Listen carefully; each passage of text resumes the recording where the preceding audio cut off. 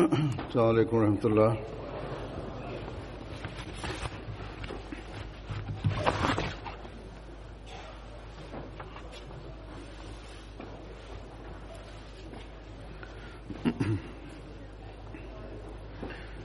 أشهد أن لا إله إلا الله وحده لا شريك له وأشهد أن محمدا عبده ورسوله. أما بعد فأعوذ بالله من الشيطان الرجيم. بسم الله الرحمن الرحيم. الحمد لله رب العالمين الرحمن الرحيم مالك يوم الدين. إياك نعبد وإياك نستعين. اهدنا الصراط المستقيم صراط الذين أنعمت عليهم غير المغضوب عليهم ولا الضالين.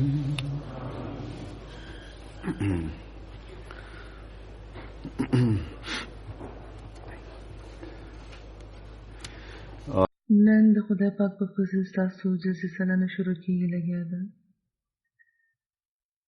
حضرت مسیح موعود علیه السلام جلسې له د یو خالص دینی اجتماع نامه ورکړې ده. نو هر هغه تن چې په دې کې شاملېږي هغه ته دا واضح کېدل پکار دي چې د دین د علم او د روحانیت د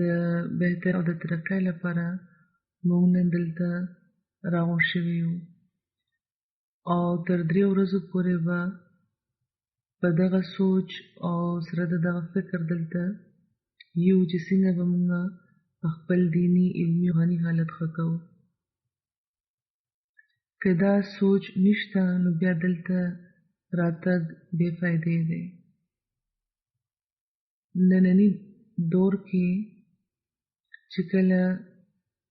نننی دور چې دنیا خدای پاک هیرې لګیا ده، د هر مذهب منونکي د خپل د مذهب نه لرې کېږي لګیا دی.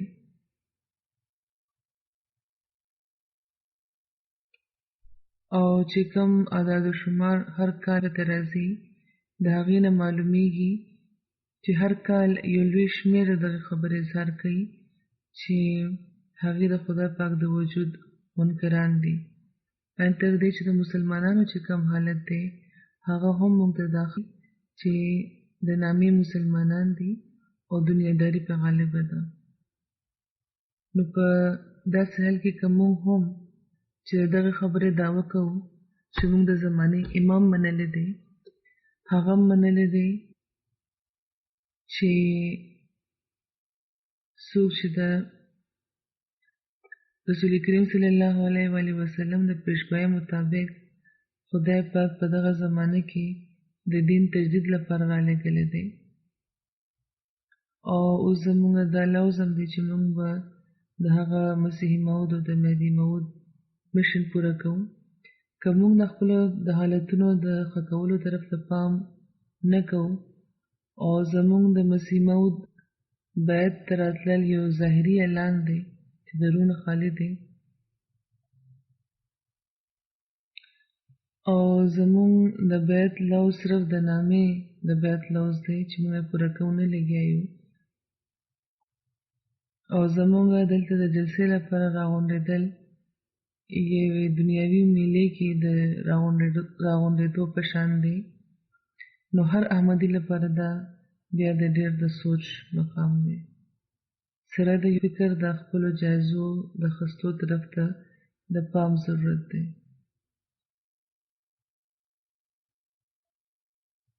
چې کدا سوچ هم دی نو بیا بې فایدې دی.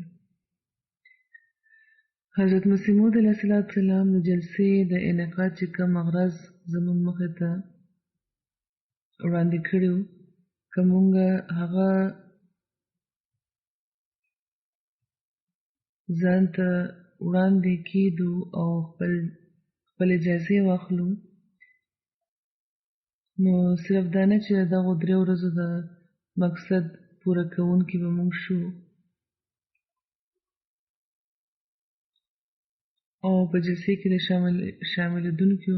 او د جلسې شاملېدونکو لپاره چې حضرت مسیح موعود علیه السلام کومې دعاګانې کړې دي، او دا چې بیا مستقل د خپل ژوند برخه کو، نو خپله دنیا خپل عاقبت به ښه کو،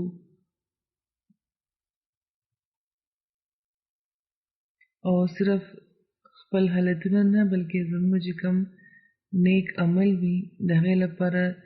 د هغې د حاصلو کوشش په هغې باندې عمل به زموږ راتلونکي نسلونه هم په دین باندې قایم ساتي او د خدای پاک ته به جوختوي، او داسې به هغوی هم د خدای پاک د فضلونو وارثان شي. دنیا د خدای او د دین نه لرې کېږي لګیا ده، خو زموږ نسلونه بیا خدای پاک ته جوختېږي، او دنیا به هم د خدای پاک ته د جوختولو سبب به جوړېږي. نو که نن مونږ خپل د بیت لوز پوره کول غواړو، که خپل نسلونه بچ کول غواړو، نو بیا هغه اغراض ځان ته د وړاندې ساتلو ضرورت دی چې د جلسې د انعقاد چې کوم اغراض دي. دا 3 ورځې سره د دغه لوز د تېرولو ضرورت دی چې دا خبرې به اوس تر تله زموږ د ژوند برخه وي. حضرت مسیح موعود علیه السلام د جلسې دا اغراض بیان فرمایي چې د آخرت فکر پکار دی، او کوم خلک چې په جلسه راځي چې جلسه دې لپاره منعقد کېږي لګیا ده چې دغه ماحول کې چې دوی اوسي نو د خپل د آخرت فکر وکړي، د خدای پاک ویره پیدا شي، تقوا دې په دې کې پیدا شي، د زړه نرمي پکې پیدا شي، یو بل سره د مینې او د ورورولۍ فضا پیدا شي، عاجزي انکساري ته پیدا شي، په رښتیا دې هغوی قایم شي او د دین د خدمت لپاره دې سرګرم شي. نو دا دی نن زمونږ د دلته د راغونډېدو، دا دی زمونږ نن دلته د راغونډېدو مقصد. د حضرت مسیح موعود علیه السلام منونکي هر تن، که سړی دی که ښځه، ځوان دی که بوډا، د هغوی د دغه ارشاد مطابق ورته آخرت تر دې حده فکر پکار دی چې دنیاوي څیزونه دي د دې په مقابله کې بیا هیڅ حیثیت نه لري. په دغه مادي دنیا کې چې انسان اوسي، دا یو ډېر لوی کار دی، یو ډېر لوی چیلنج دی چې پوره کولو لپاره د یو ډېر لوی جهاد ضرورت دی. د آخرت فکر ومله کېدی شي چې کله د خدای پاک په ذات باندې یقین کامل وي او په دغه خبره یقین وي چې دا ژوند خو د یو څو کالو دی، زیات نه زیات څوک به تر 80 کالو پورې ژوندی پاتې شي، 90 کالو پورې، یا که ډېر زیات شي نو تر 100 کالو پورې به ژوندي وي، خو دومره موده هم هر چاته نه میلاویږي. ډېر داسې خلک وي چې دې نه مخکې د دنیا نه لاړ شي او دې نه پس د آخرت ژوند چې د همیشه لپاره وي. نو هوښیار انسان هم هغه دی چې عارضي څیز په مستقل څیز قربان کړي، خو کېږي دا چې موږ په دغه عارضي ژوند هغه مستقل ژوند قربان کړو. او بیا د دنیادار ځان ډېر زیات لوی او ډېر هوښیاران ګڼي. خو یو مؤمن بالکل د دې برخلاف کوي او په کار همدا ورته داسې ولې هغه مؤمن بللی کېدی شي. هغه په خپل زړه کې د خدای پاک ویرې لري، د خدای پاک خشیت د هغه په زړه کې وي، د خدای پاک مینه په ټولو دنیاوي محبتونو غالب شي. او د خدای پاک ویره او د خدای پاک خشیت دې لپاره نه وي چې سزا به ملاویږي پس له مرګه چې کوم ژوند دی په هغې کې، بلکې دې لپاره وي چې زما خوږ خدای له مانه خفه نه شي. او چې کله د مینې دا جذبات وي نو الله انسان د خدای پاک په حکمونو باندې عمل کوشش هم کوي. داسې انسان د دنیا هر عمل آخرت یې ځان ته وړاندې ایښی وي او کوي.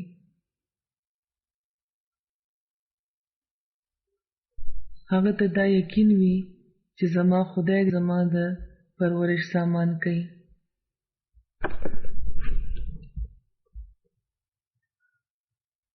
زما خدای دی چې خپل نعمتونه ما ته بخي او په دې کې هر قسمه نعمت شامل دي، دنیاوي هم او روحاني هم. او که ما د هغه د عبادت حق پوره کولو هغه مې د ټولو طاقتونو مالک ګڼلو د هغه مخې ته زه ټیټ پاتې شم، نو انشاءالله د هغه د نعمتونو نه به راته برخه ملاویږي. او که ما د هغه د ښودلي اوامرو د نواهي مطابق ژوند تیر کو نو او که زه د هغه د ښودلي اوامرو د نواهي مطابق ژوند تیروم نو د هغه د فضلونو وارث به جوړېږم. او که د خدای پاک مکمل اطاعت مې وکړو او په تقوا باندې قایم پاتې شوم او د هغه د بندانو حقونه مې پوره کول نو هغه به ما نه راضي وي. نو دا سوچ دی او د دې مطابق عمل دی چې یقیناً د خدای پاک د لوز مطابق د هغه د انعامونو او د فضلونو ترلاسه کوونکي د انسان نه جوړوي. همدا خلک دی چې په تقوا باندې روان بللی کېږي. نو څوک چې دا سوچ لري یعنی هغه خلک د خدای پاک په ټولو حکمونو باندې عمل کوي چې چا زړونه به نرم وي او وي، ځکه چې هره لحظه د هغې په زړه کې خدای وي. همدا هغه خلک دي چې څوک یو بل لپاره د خدای پاک له خاطره د مینې جذبات لري، یعنی د هغوی مینه د هغوی ورورولي د ذاتي اغراضو لپاره نه دي بلکې صرف او صرف د خدای پاک لپاره وي. همدغه شان په تقوا باندې روان دا خلک دي چې پکې عاجزي پیدا کېږي. د عاجزۍ اظهار صرف د هغو خلکو مخې ته نه چې په مرتبه کې او د دولت په لحاظ دوی نه لوی وي، بلکې د غریبانو او د مسکینانو سره هم دوی د عاجزۍ اظهار کوي. همدا هغه خلک دي چې په رښتیا باندې هر وخت قایم وي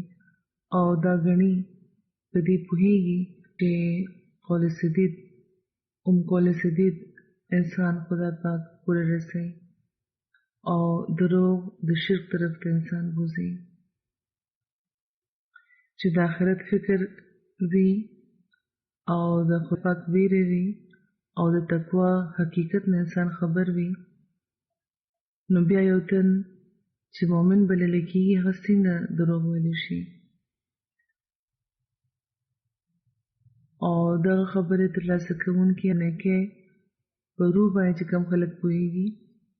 حقیقت کې هم هغه خلک دي چې د دین خدمت لپاره هم په حقیقت کې سرګرمه وي. ګینې دا چې کوم خدمت وي په ظاهر دا هم د ځینو مفاداتو د حصول لپاره شي. ګینې دا چې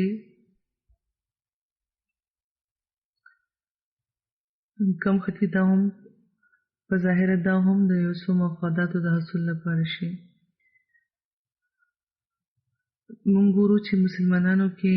چې کوم پسونو عالمان دي چې د دین په نامه په ظاهره سرګرمه دي او دننه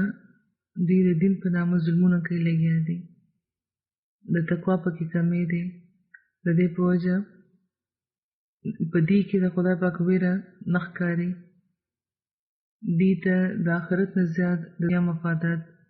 خواږه دي او نامه دوی د خدای او د آخرت تلي. نو د دغو خبرو د روح ضرورت دی. د هغو خبرو د روح ضرورت دی چې کوم حضرت مسیح موعود علیه السلام مونږ کې پیدا کول غوښته چې صرف ظاهري خول دې نه وي بلکې روح پکار ده، مغز پکار دی. دا خبرې پکار ده چې موږ ځان ته وړاندې کېدو او خپل اجازې واخلو چې آیا موږ په دغه نیت په جلسې کې شاملېږو لګیا او د دغو مقصدونو د ترلاسه کولو لپاره په ځان کې یوه ناقلاري لرو که د بشري کمزورو په وجه پخوا د دغو خبرو د حاصلولو په حواله ځینې غلطۍ او کوتاهۍ موږ شوي وي. نو آینده لپاره د یو نوي عزم سره د دغو نیکو د پیدا کولو او د دې د قایم ساتلو لپاره تر خپله وسه د کوشش لپاره موږ تر یو او کوو به. نن موږ دا لوز کوو چې موږ به د دنیا نه زیات د آخرت فکر کوونکي یو. موږ به د خدای پاک پیرې او د هغه خشیت او د هغه محبت له په هر څیز باندې فوقیت ورکوو. موږ به د تقوا دقیقو لارو باندې روانېدو تر خپله وسه کوشش کوو او په خپلو زړونو کې به د نورو لپاره نرمي پیدا کوو. موږ به یو بل سره ورورولي دومره زیاتوو چې دا مینه ورورولي یو مثال شي. په عاجزي او په تواضع کې به هم موږ زیاتېږو او رښتیا او قول سدید به زموږ یو خصوصیت وي او هر تن به دا وایي چې احمدیان دي چې همیشه په رښتیا باندې قایم وي، رښتیا وایي او دې لپاره لوی نه لوی نقصان هم برداشت کړي. د دین د خدماتو لپاره به دا سرګرمه یو چې یو مثال به وي او دې لپاره به مخکې نه زیات د خدای پاک د دین د پیغام په خپل ماحول کې هر تن د رسولو به موږ کوشش کوو او ورته به وایو چې حقیقي اسلام څه. که موږ خپل دغه لوز پوره کوونکي شو او خپل ژوند د دې مطابق تېرول وکړو نو یقینا چې موږ بیا خپل د بیت لوز پوره کوو. نو راځئ چې نن موږ د دغو خبرو د ترلاسه کولو لپاره خپل لایعمل جوړ کړو. کم تن چې د آخرت فکر لري، د خدای پاک ویرې لري، هغه د ټولو نه مخکې د خپلو عبادتونو د حفاظت طرف ته پام کوي. هغه طرف ته ګوري چې خدای پاک زما د ژوند مقصد څه ایښی دی. خدای پاک فرمایي وما خلقت الجن والانس الا لیعبدون. حضرت مسیح موعود علیه السلام د دې ترجمه داسې فرمایلې ده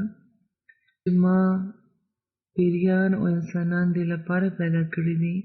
چې هغوی دې ما وپېژني او زما پرستش دې وکړي. نو فرمایي چې پس له دغه آیت له رویه د انسان د اصل مدعا د خدای پاک عبادت، د خدای پاک معرفت دی او د خدای پاک کېدل دی. فرمایي دا خو ظاهره ده چې انسان ته خدا مرتبه ترلاسه نه ده چې هغه دی د خپل د ژوند مدعا په خپل اختیار ځان نه وټاکي. انسان خپل مقصد مقرروي، خدای وینه هغه ته حاصل ځکه چې انسان په خپله مرضی نه راځي او نه به په خپله مرضی واپس ځي، بلکې هغه یو مخلوق دی او چا چې پیدا کړی دی او د ټولو حیواناتو په مقابله کې ورله ډېر ښه والا قوتونه ورکړي دي، نو هغه د ده د ژوند یو مدام ګرځولې ده، یو مقصد یې ګرځولی دی. که انسان په دغه مدعا پوهېږي او که پوه نه شي. فرمایي چې د انسان د پیدایش مدعا دا ده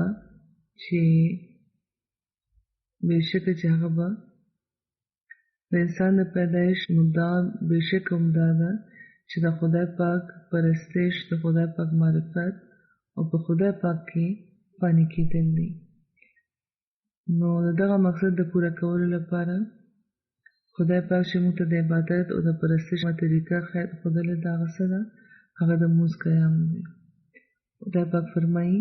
ان الصلاة کانت علی المؤمنین کتابا موقوتا، چې یقینا لمونځ په مؤمنانو باندې سره د وخت پابندۍ دی. حضرت مسیح موعود علیه السلام فرمایي چې زه د لمونځ د موقوته مسله ډېره خوښوم. دا یوه داسې مسله ده چې زما ډېره خوښه ده او ډېره راباندنه ده. دا مسله یعنې په ټاکلي شوي وخت باندې لمونځ کول دا ضروري دي. حضور فرمایي چې په دې زمانې کې مونږ ګورو چې په وړه وړه خبره د لمونځونو په وخت باندې د کولو نه لاپروايي اکثر خلک وکړي، بلکې په ټاکلی شوي وخت خو ځینې خلک خو اړو لمونځونه نه کوي، د 5 په ځای به 3 یا 4 لمونځونه وکړي. ناراستي ښایي په دغه لحاظ، حالانکې خدای پاک د لمونځونو د حفاظت لپاره مؤمنانو ته فرمایلی دي چې حافظوا علی الصلاة والصلاة الوسطی، چې د لمونځونو او په خاص ډول د منځني لمونځ پوره خیال ساتئ. خو د کاروبارونو او د نوکرو په وجه زموږ ځینې خلک د ماسپښین او د مازدیګر لمونځ ضایع کوي. د ټي وي پروګرامونو په وجه یا د ماښام خپلو ځینو ذاتي پروګرامونو په وجه د ماښام او د ماسخوتن لمونځونه ضایع شي. د خوب په بانه د سحر لمونځ ضایع کوي خلک. نو زموږ هر تن ته خپلې جایزې اخیستل پکار دي چې آیا موږ د خدای پاک په حکم باندې عمل کوو لګیا یو یا نه. د جومات په خاص پروګرام او د روژې په میاشت کې سره د جمعې لمونځونه موږ وکړو او دا وګڼو چې موږ د خدای پاک په حکم باندې عمل وکړو. باقي ټول کال که په هغې باندې باقاعده عمل وي او که نه فرق نه پرېوځي. خو واورئ او دا خبره وګورئ چې د لمونځ اهمیت په بیان کې د خدای پاک د لمونځ اهمیت په بیان کې خدای پاک او د هغه رسول څه فرمایي. خدای پاک فرمایي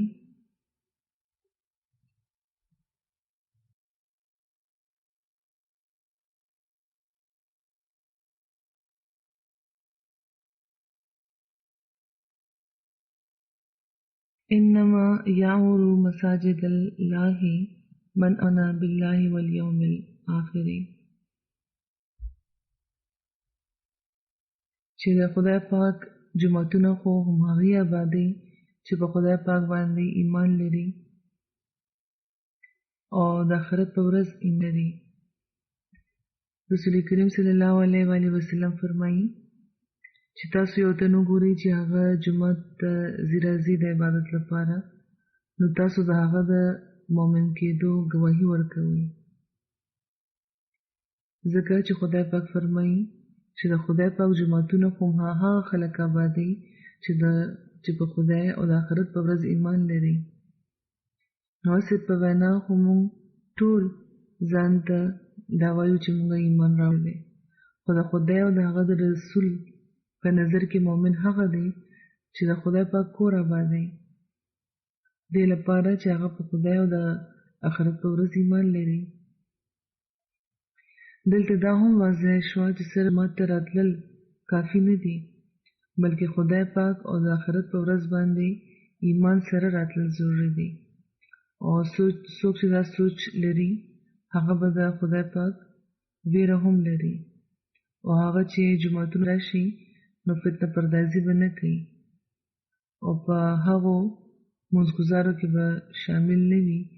د چا لپاره چې د هغې مونځونه د هلاکت سبب جوړیږي. د خدای د رضا ترلاسه کولو په ځای داسې مونځګزاره بیا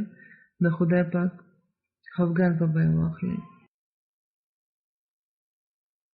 نه بلکې دا خلک حقیقي تقوا لري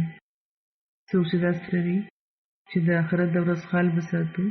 او د خدای پاک ویره به په زړه کې ساتو.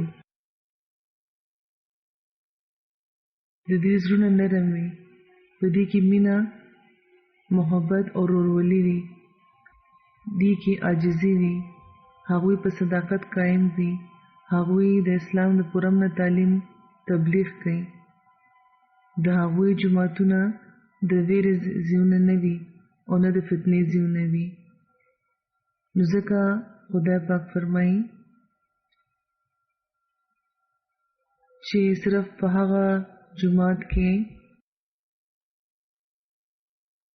چې مونځ لپاره په هغه جومات کې ودرېږه چې بنیاد یې په تقوا وي دا نه چې د فتنې او د فساد په غرض جوړ شوی جومات وي. نو څوک چې په تقوا باندې قایم وي او جوماتونه آبادوي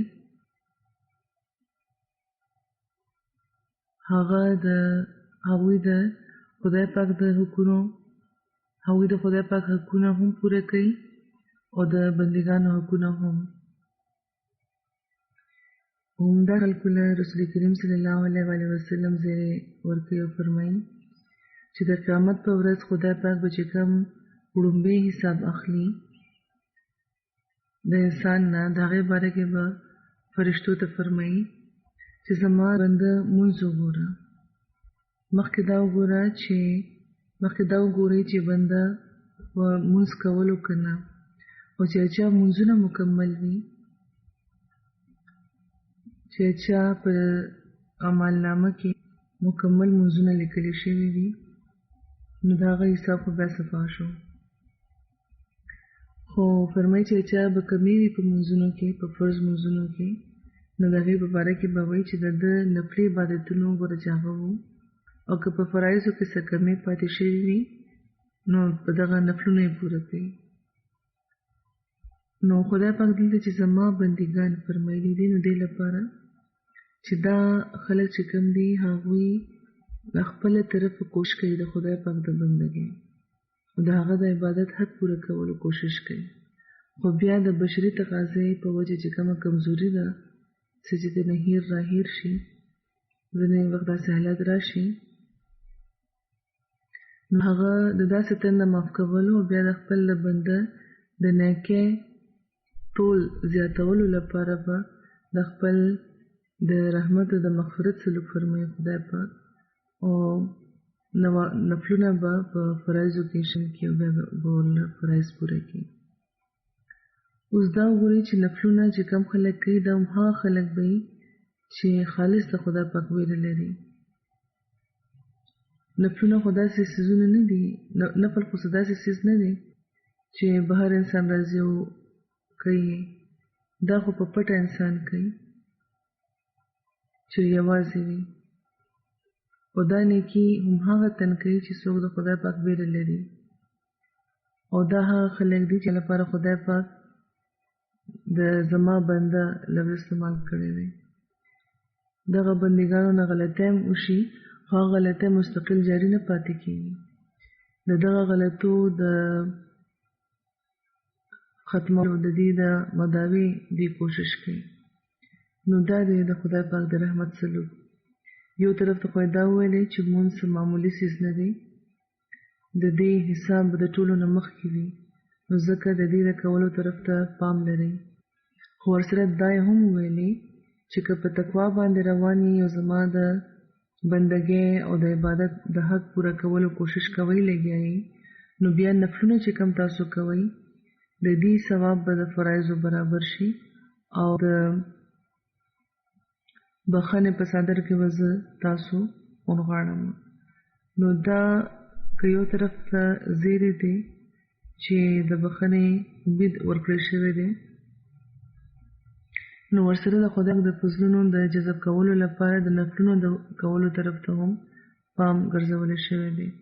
نو مؤمن هم هغه دی چې د خدای پاک ویره په زړه کې لري او د هغه د فضلونو د جذب کولو لپاره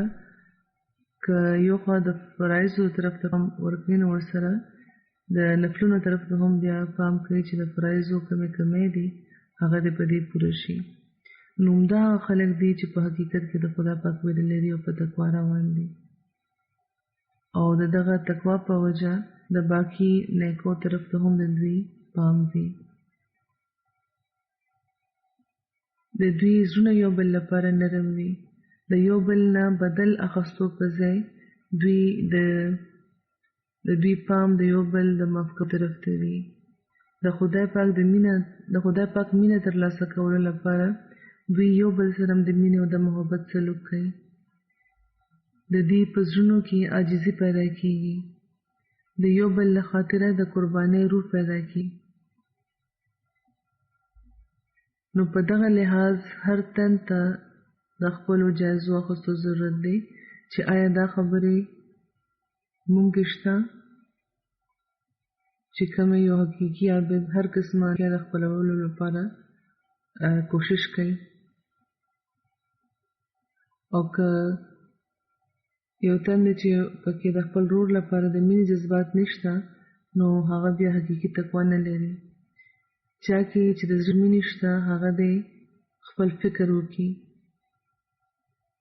چې چا په کور کې د هغه نه ښځه او بچي تنګ دي،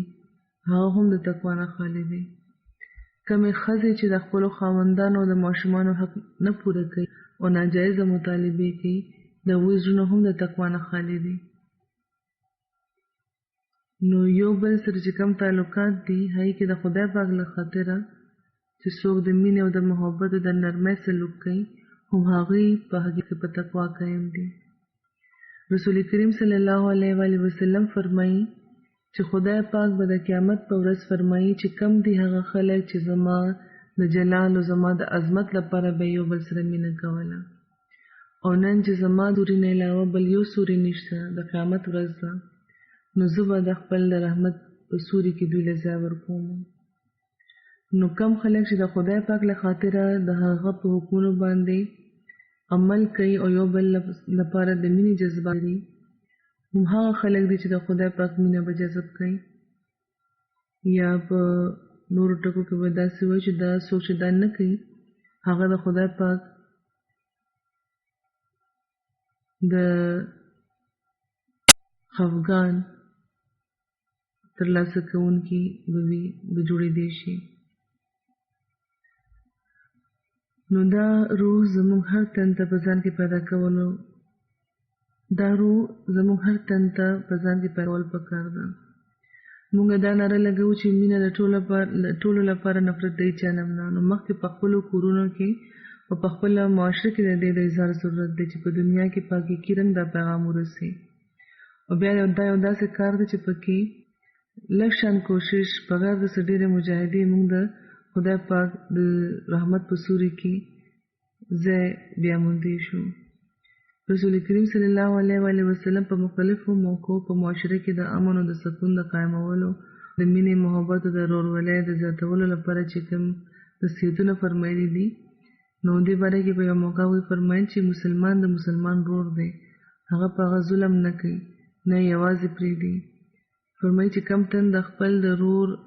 په حاجت روایي کې مصروفه وي، د هغه ضرورتونه پوره کوي، خدای پاک د هغه ضرورتونه پوره کوي.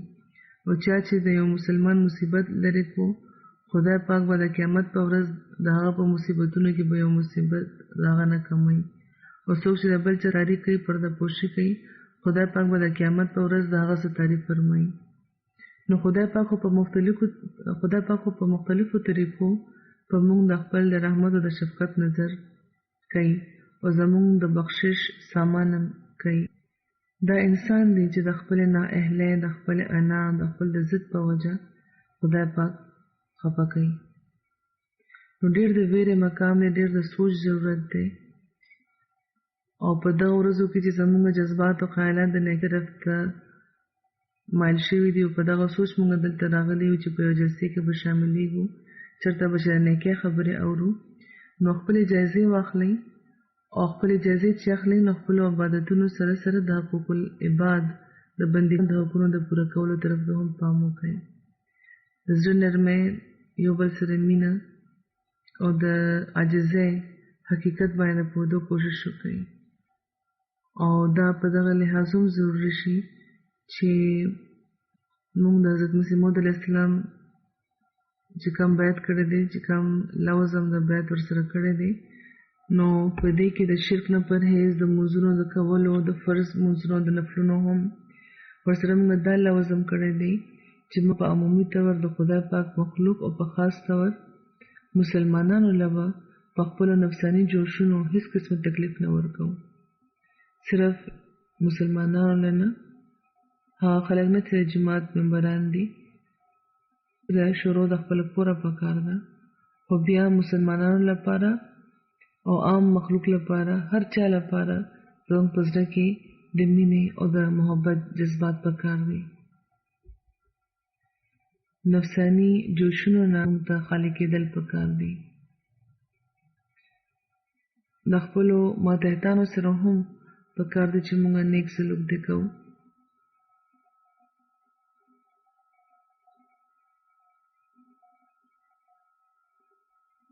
چې چا ماتحتان دي نو هغوی سره بیا داسې سلوک پکار دی چې که په دې که څوک هم موږ په دغه رویو زموږ د نیکو جاج اخیستل غواړي نو اخیستی دې شي. بیا دا کتل پکار دی چې دا کم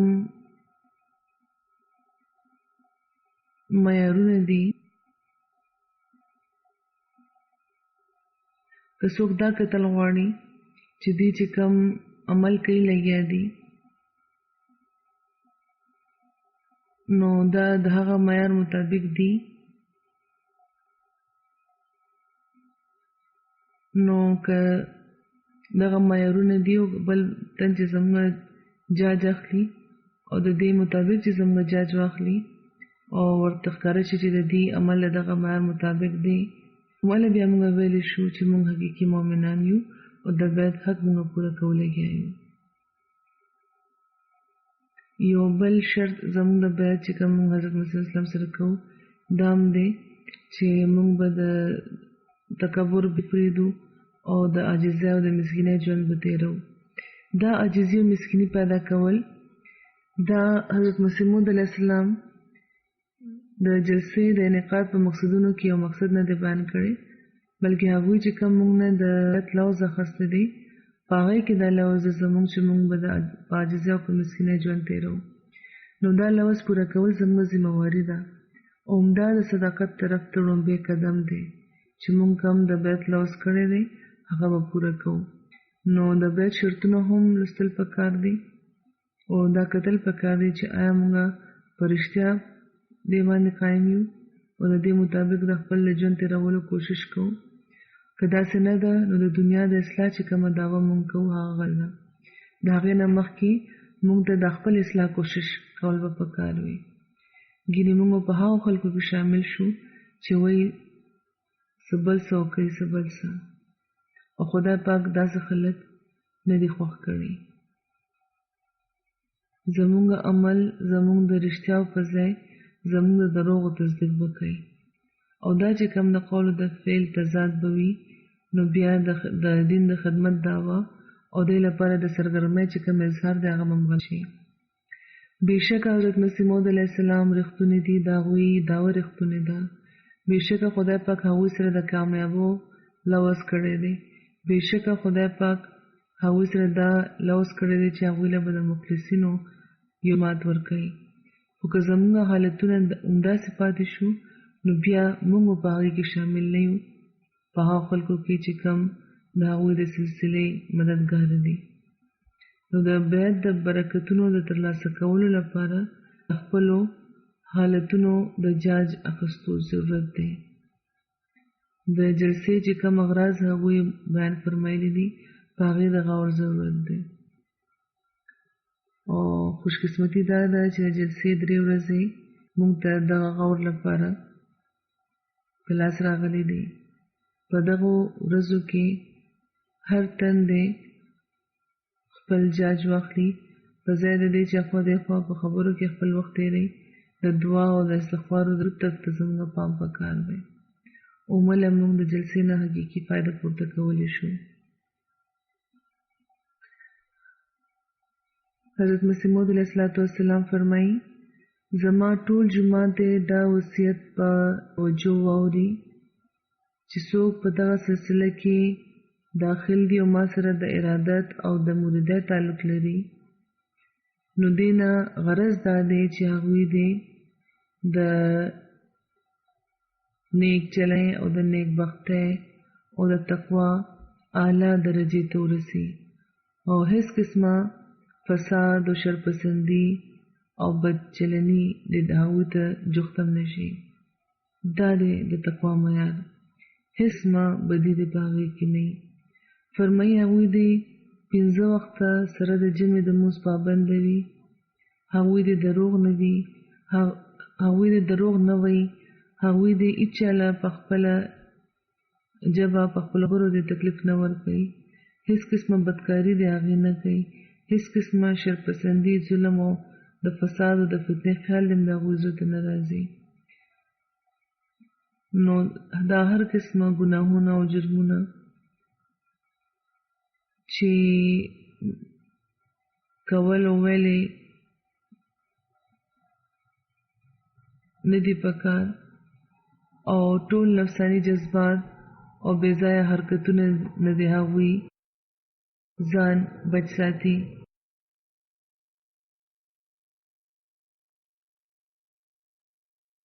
د هر قسمه بدیانو نه دي، د نفس د جذباتو نه دي ځان بچ ساتي. د خدای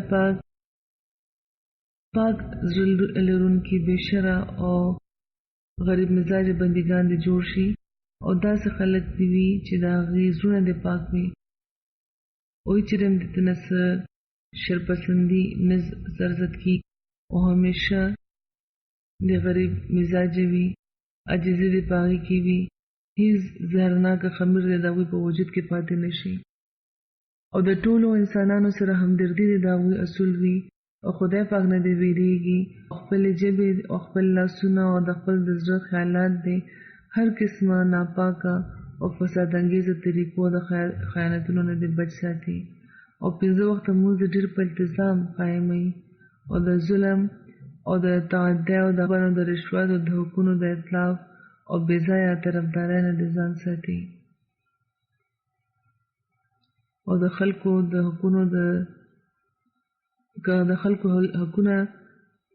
تلف کول غواړي، غلطې طرفدارۍ کول غواړي، غلط چاته نقصان رسول غواړي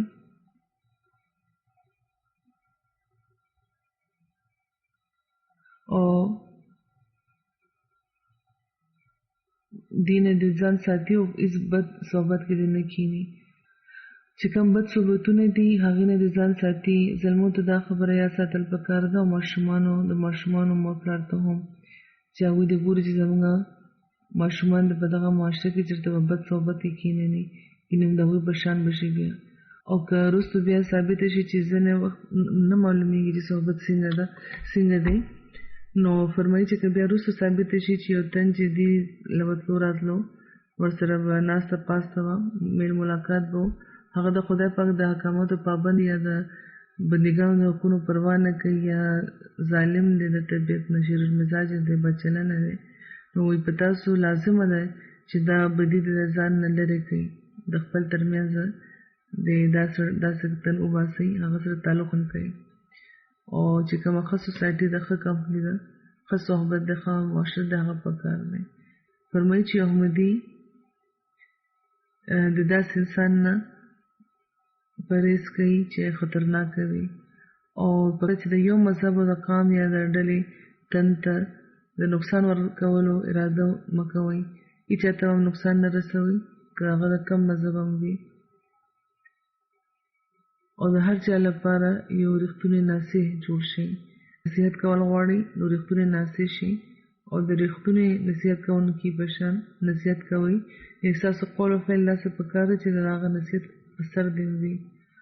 او د هېڅ قسمه طرفداري دې نه وي فرمایي چې پکار دا چې کوم شرپسند او بدماشان او مفسدان او بدچلنه خلک دي هغوی دې بیخي ستاسو مجلسونو ته نه راځي او نه ستاسو په کورونو کې دې اوسېږي ځکه چې هغه به څه وخت تاسو لپاره د تندک سبب جوړ شي فرمایي زما جومات کې هر تن باندې به دا لازمه وي چې په دغو ټولو وصیتونو باندې د هغه کاربندي وي او پکار دا ده چې ستاسو په مجلسونو کې هېڅ قسمه د ناپاکۍ او د ټوکو مشغله دې نه وي او نیک زړه او پاک طبع او پاک خیاله شئ او په ځمکه کې ګرځئ په چا باندې په ناجایزه طریقه حمله مه کوئ او د نفس جذبات پټ ساتئ هېڅ قسمه که څه قسمه مذهبي گفتگو وي مذهبي خبرې وي نو په نرم الفاظو کې په تهذیب کوئ او که څوک په جهالت تاسو سلوک کوي نو ورته سلام وکړئ او داسې مجلس نه پاسئ خدای پاک غواړي چې تاسو نه داسې جومات جوړ کړي چې د ټولې دنیا لپاره د نیکۍ او د رازبازۍ نمونه وګرځي ټولې دنیا لپاره د تاسو د نیکۍ او د رازبازۍ نمونه وګرځي تاسو هوښیاره شئ او واقعي نیک زړه غریب مزاج او رازباز شئ تاسو به د خپل 5 وخته لمونځ او د اخلاقي حالت په وجه پیژندل کېږئ ستاسو پیژندنه څه ده دا چې تاسو 5 وخته لمونځ قاعده کوئ او ستاسو اخلاق ډېر اعلی دي که دا څیزونه پیدا شو په تاسو کې نو پوه شئ چې تاسو د بیعت حق پوره کړو فرمایي چا کې چې د بدۍ بیج دی چا کې چې د بدۍ تخم دی هغه به په دغه نصیحت قایم پاتې نه شي دا نصیحت زه کوم چې په چا کې د بدۍ تخم دی هغه په نصیحت قایم پاتې نه شي خدای پاک دې موږ ټولو له توفیق راکړي چې موږ د حضرت مسیح اسلام د بیعت حق پوره کوونکي دي شو او چې کوم نصیحتونه او توقعات وو د هغوی په هغې باندې دې موږ پوره شو او دغه جلسې نه زیاته فایده پورته کړو او خپل دیني روحاني او علمي حالتونه دې هم ښه کړو او دا نیکۍ دې بیا په موږ کې همیشه قایم هم پاتې شي